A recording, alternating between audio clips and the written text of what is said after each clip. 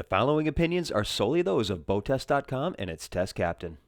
Hi, I'm Steve for BoatTEST.com, and today we're going to take a full look at a wake surf boat from Epic, the 23V. Now, Epic is a company that seems to live by the motto, there must be a better way, and applies that phrase to everything it does. All through this boat, there are signs of how it departs from the way others do things. It starts with the power plant, a Mercury 3.0-liter, 260 horsepower V6 diesel. At first glance, the installation seems tight, but often, break out the tools and those side bulkheads could be removed. Of course, there's a better way, and Epic nailed it. Just ahead, there's easy access to the V-drive transmission just under the seat. Just ahead of the tranny is the raw water strainer. A red-handled ball valve is on the through-hull fitting, and all hoses are double-clamped. And back to the must-be-a-better way category, look at these hinges. Heavy-duty cast aluminum with huge fasten points. The custom silenced exhaust is directed into the water to keep fumes away from the surfer right behind the transom. But we need to see the results of this installation.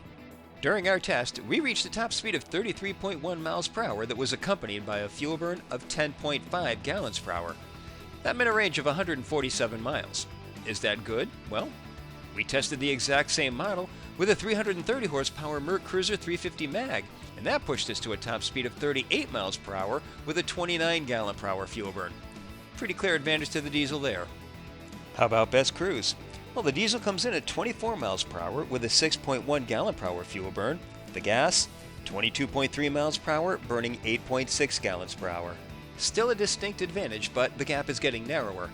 Now, let's look at a typical tow speed. For the diesel, 11 miles per hour will show a fuel burn of 2.8 gallons per hour. The gas, 11 miles per hour at 4.4 gallons per hour. So we still have an advantage for the diesel. The big surprise was performance, where we measured about 1 second slower for the diesel to reach planing speed, 20 miles per hour and 30 miles per hour. A difference that will not be noticed even at the end of the tow line. And it can be attributed to the fact that the turbo doesn't have any lag time to spool up. It's instantaneous. Now, of course, there are other choices besides these two engines. At the top of the food chain is an 8.2-liter 360 horsepower Mercury, particularly attractive to high-altitude ops. So enough of engines. Let's look at how the boat handles. We found that she handles extremely well and is quite responsive to the helm, and with good reason. There's a lot of good handling characteristics coming from the fact that Epic utilizes a dual rudder system for increased responsiveness. The steering gear is easily seen inside the engine compartment, and both rudders are connected with a tie bar and then to the hydraulic steering ram. Tracking fins eliminate any slide and allow the 23V to spin around in her own length. It's all about managing the speed. At regular cruise speed and below, there's a little pull to the wheel. Add a little speed and it goes away. As for her wake, well, let's start by adding ballast. Now normally, there are ballast sacks that get filled and drained with pumps. Well, there must be a better way. On the Epic 23V, the ballast tanks are integral, built into the hull as a grid system and part of the structural integrity. Here, we see the tanks that are now covered with epoxy so that the boat flexing won't compromise the seal. There are no pumps, just valves that open and close electrically. So to fill, we open any or all the valves, shift into reverse detent and back down slowly, and water is then forced into these tubes, and in just a few minutes, the tanks are filled. 4,000 pounds total. Now this system is entirely unique to Epic, and so is the fact that the tank levels and tabs are represented on the vessel view. All others we've seen have separate gauges for these items. Turns out, there is a better way. Now looking at some of the operational features, the helm has the same gel color as the rest of the interior, and the layout is simplistic and speaks of a purpose-built boat. The SmartCraft Vessel View 4 display takes center panel, and speed controls can be added to the options when purchasing.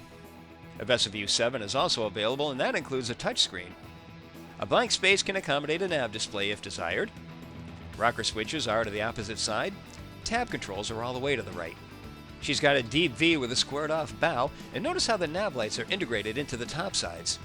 Anchor storage is above, and anchor keepers are molded in. Happy to see lift and lock latches, and the Flexi Teak on top complements the decking throughout. The optional tower is custom made, and it's not only functional, it's beautiful. And this is the base model. The bimini is also optional, and a premium tower option is available. Of course, what's a wake boat without tunes? Here, the stereo is mounted at the helm. Speakers are inside and out. The transom-mounted speakers serve to enhance the experience for the rider at the end of the tow line. The half-octagon platform serves as a good staging area for putting boards on, and being right at water level, there's no real need for a ladder. As for seating, we'll start at the bow. A little tight here, but that's because any wake boat caters more towards the cockpit where the action takes place. There's storage under every seat, and the area converts to a sun pad. Cockpit seating is what we would expect from a boat in this class. Basically, wrap around surrounding the entire cockpit. Optional LED courtesy lights are located throughout, and there are 15 drink holders around the boat. All in all, Epic makes an impressive boat with a nod towards simplicity that just seems to escape other builders. When we were done, we could only walk away, shake our heads, and of course say, there really is a better way. And that's our full look at the Epic 23V. For BoatTEST.com, I'm Captain Steve. We'll see you on the water.